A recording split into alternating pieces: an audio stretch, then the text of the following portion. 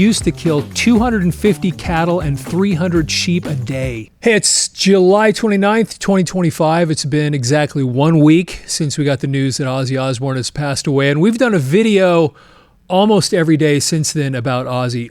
And this little series we've done has been pretty successful. I mean, we've had so much feedback, so many views, so many comments. We really appreciate y'all, all your feedback, all the time you took to watch these videos, and we're really glad everybody enjoyed them.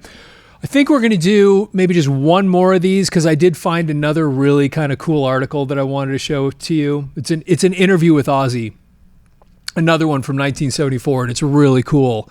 And then after this, by tomorrow, we'll probably just start getting back to our normal stuff.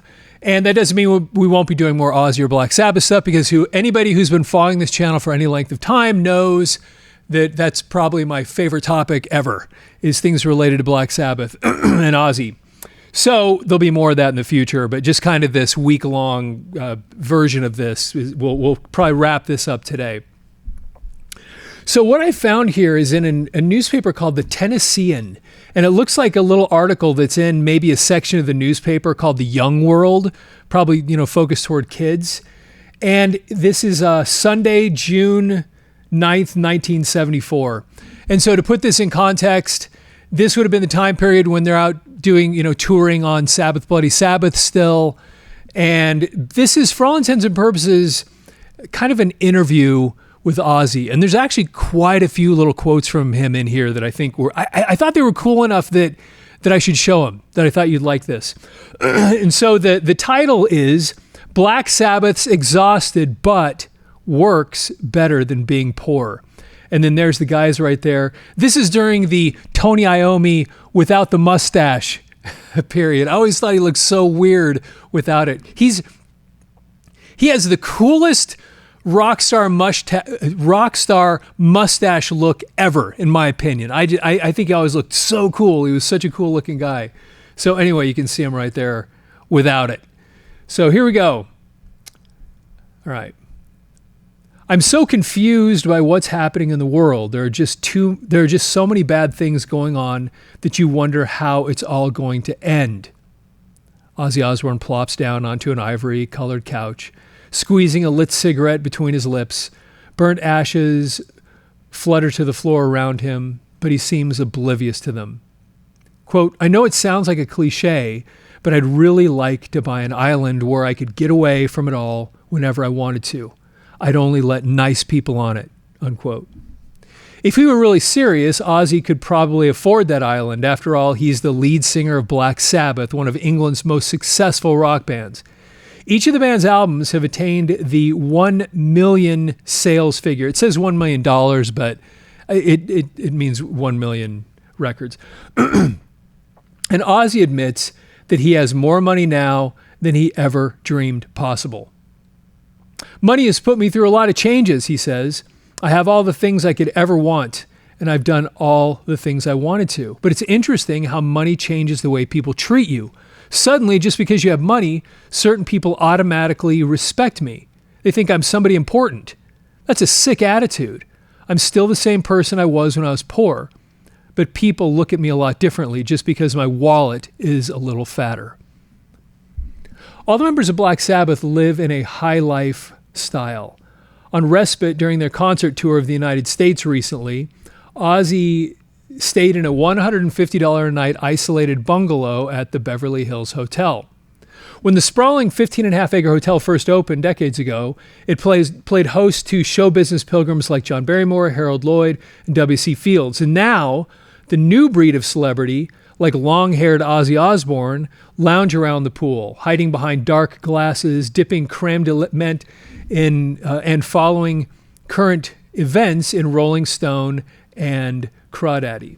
Crawdaddy is a magazine similar to Rolling Stone. It was named after something called the Crawdaddy Club back in England, which is incidentally where the Rolling Stones played their first concert. 2 days earlier, dressed in a gaudy and frilly outfit, accented by a pair of knee-length boots with 4-inch heels, Ozzy had pranced from the end of the stage to the other at a day-long concert at the Ontario, California Motor Speedway. His fingernails were painted with walnut brown polish, and there were flashy rings on each of his fingers. And what they're talking about here, by the way, is something called the California Jam. It was on April 6th of 1974 at the Ontario Motor Speedway in California, and there was something, around 250,000 people that came to this concert, and it was a big day-long festival, and there were a lot of different bands that played there. And one of the interesting stories about it was Deep Purple and ELP were fighting over who was going to be the closing band.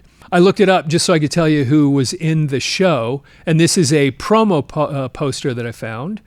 And it says California Jam, Deep Purple, Emerson, Lake and Palmer, Black Sabbath, Black Oak, Arkansas, Rare Earth, Seals and Crofts, Eagles, and Earth, Wind and Fire were all the bands that played there. Saturday, April 6th, 74 from 10 to 10. Now, what's kind of interesting about this also is that it said, of course, Seals and Crofts had played in the California Jam. And I found one other kind of incidental, really cool thing related to Black Sabbath and Seals and Crofts. So check this out. So there's this interview in this Pensacola News Journal, and they're interviewing the guys in Seals and Crofts, okay?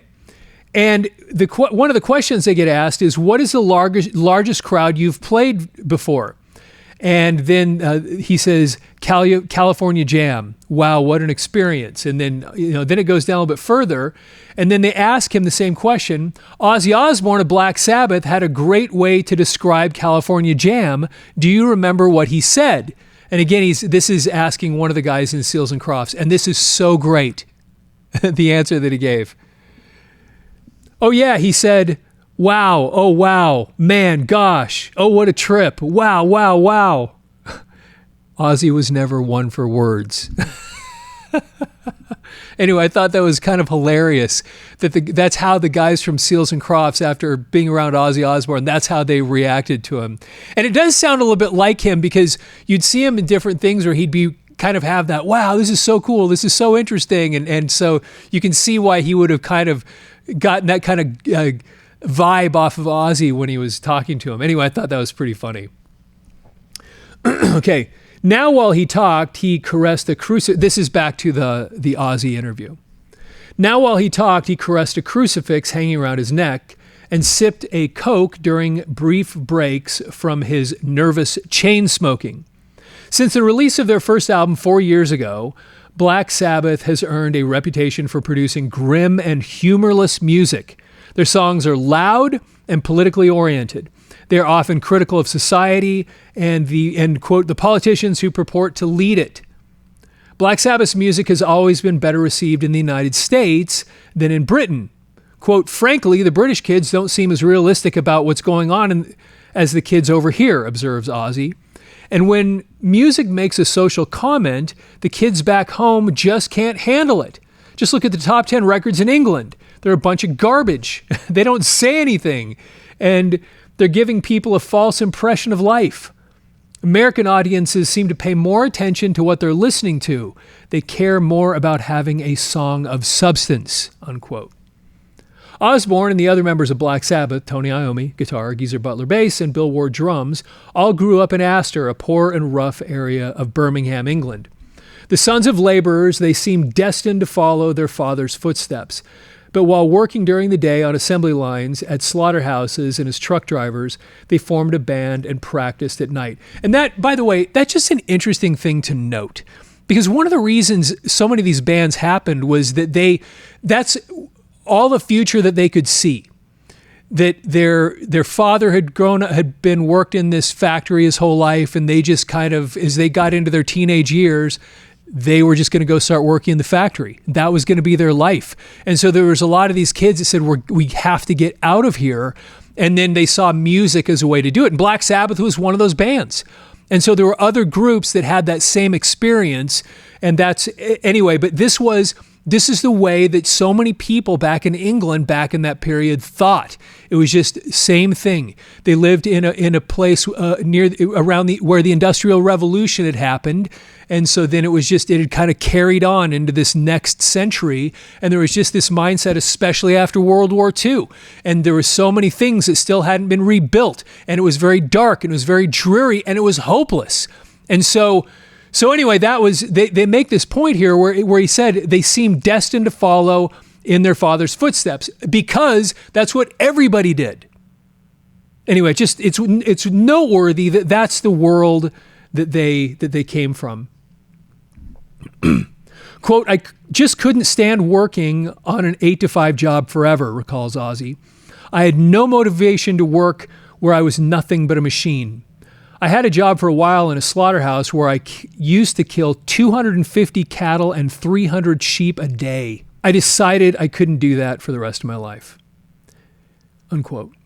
In the beginning, the band called itself Earth, but before they released their first album, they had changed their name to Black Sabbath, which was the title of an old British horror film starring Boris Karloff. Their name alone led rock enthusiasts to assume that the group was somehow involved in black magic, mysticism, and the occult.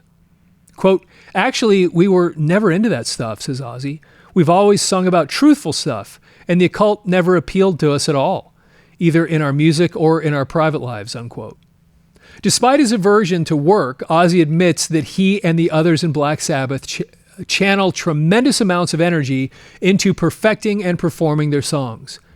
Their concert tours are particularly rugged. By the end of one recent tour, guitarist Iommi collapsed from exhaustion. On the current tour, Ozzy battled the flu in New York, straining until his voice finally gave out on stage. Quote, we've worked really hard for 4 years, says Ozzy, but then, looking at the luxurious Beverly Hills Hotel suite around him, he smiles and adds, but we got something in return for it. I like this better than being poor. Anyway, so that's all Ozzy from an article that was published on June 9th of 1974. Anyway, I love these little historical landmarks along the way where you get a glimpse into their lives and what they were thinking at the time. And anyway, so I thought this would be fascinating to share with you today. Anyway, thanks for taking the time to watch this video. Please like the video. I'd love to get your comments on what you thought about some of these things in here and what you thought about the world that they were coming from at the time. I know we have a lot of viewers on this channel that are from Britain, and we'd love to get your feedback on some of these things that they said right here too. And share this video with other people. We really appreciate when you do that. And with that, have yourself a fantastic day.